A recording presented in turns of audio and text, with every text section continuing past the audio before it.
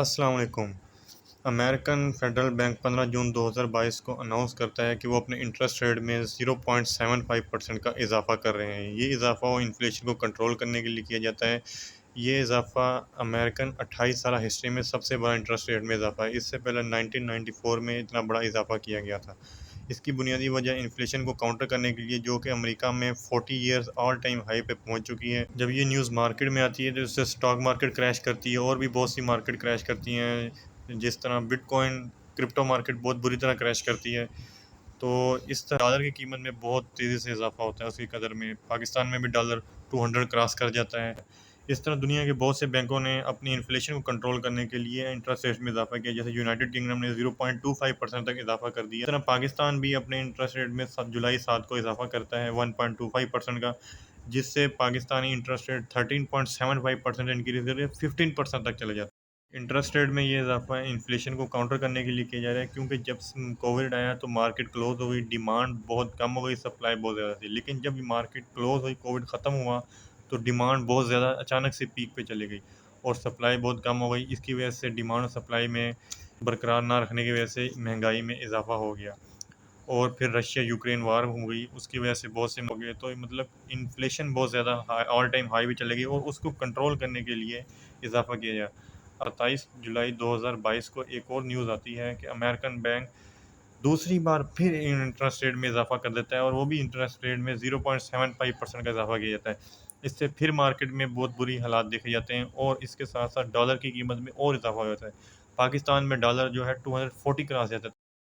तो यहाँ क्वेश्चन ये पैदा होता है कि इन्फ्लेशन को काउंटर करने के लिए इंटरेस्ट रेट में ही इजाफा क्यों किया जाता है। तो इसको समझने के लिए सबसे पहले हम समझते हैं कि इंटरेस्ट रेट होता क्या है। इंटरेस्ट रेट ये है कि जैसे आपका एक दोस्त है, आप उससे 100 रुपीज़ बारो करते हैं, मतलब ठीक है, वो आपको 100 रुपये देता है। बदले में जो इंटरेस्ट रेट आप डिसाइड करते हो कि हाँ भाई हम 10% आप इंटरेस्ट रेट पे आप एग्री हो जाते हो कि हाँ भाई मैं आपको 10% इस पे दूंगा इंटरेस्ट रेट। इसका मतलब ये हुआ, जब आप उसको वापस करोगे तो आप 100 रुपीज़ वापस नहीं करोगे।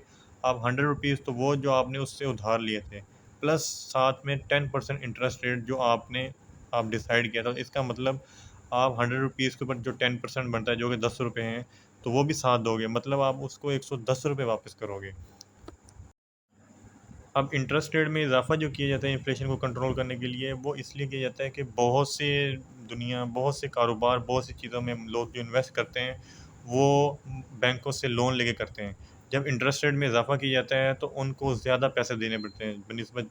जैसे 100 रुपया था तो उनको 10 रुपये ऊपर देने पड़े, 10%, 110 रुपये देने पड़े। लेकिन अब इंटरेस्ट रेट बढ़ गया, फॉर एग्जांपल जैसे 15% हो गया, अब उसे 110 रुपये नहीं देने पड़ेंगे, बल्कि 115 रुपये देने पड़ेंगे।